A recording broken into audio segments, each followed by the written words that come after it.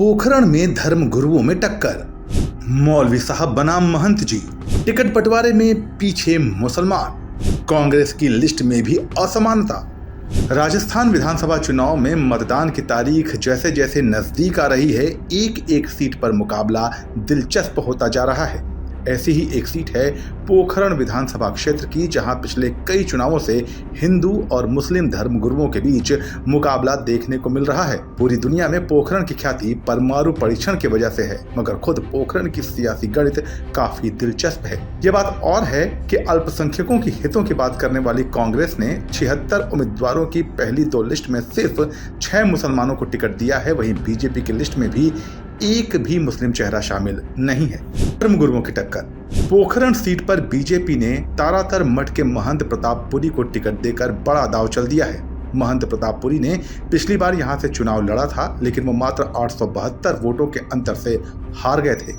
उन्हें हराने वाले कांग्रेस के सालाह मोहम्मद भी स्थानीय मुस्लिम धर्मगुरु हैं। जीत के बाद सालेह अशोक गहलोत सरकार में अल्पसंख्यक मामलों और वक्फ के मंत्री भी बने।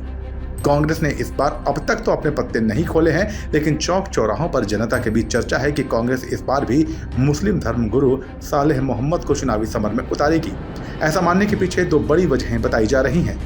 पहला, पोखरण में करीब 2,22,000 मतदाता हैं, जिनमें 58,000 मतदाता मुस्लिम समुदाय से आते हैं। पोखरण में कांग्रेस के बड़े नेता के रूप में सालेह मोहम्मद का कोई विकल्प सामने नहीं आया है। 2008 के परिसीमन में पोखरण विधानसभा का गठन किया गया था। तब से लेकर अब तक हुए 3 विधानसभा चुनाव में मुस्लिम धर्मगुरु सालेह मोहम्मद को कांग्रेस ने हर बार चुनावी समर में उतारा है, जिनमें से 2 बार सालेह मोहम्मद ने जीत भी हासिल की है।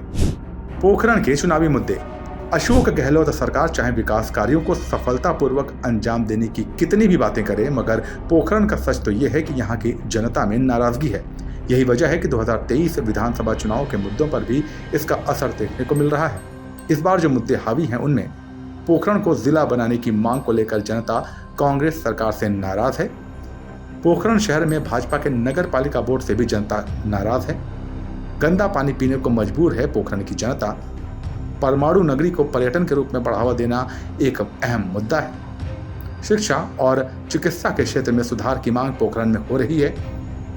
दयनीय सुरक्षा व्यवस्था भी यहाँ एक मुद्दा है, क्योंकि पिछले कुछ समय में चोरियों की सैकड़ों वारदातें सामने आई।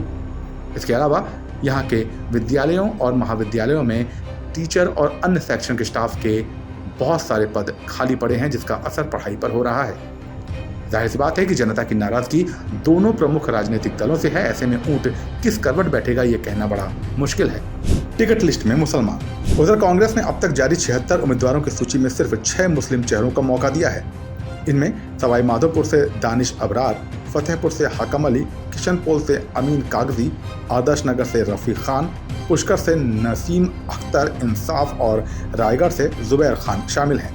जबकि बीजेपी की लिस्ट में अभी तक किसी भी मुसलमान को उम्मीदवार नहीं बनाया गया है। इस बारे में आपकी क्या राय है, हमें कमेंट सेक्शन में बताइए और चुनाव से जुड़ी खबरों के लिए बने रहिए जनसत्ता के साथ।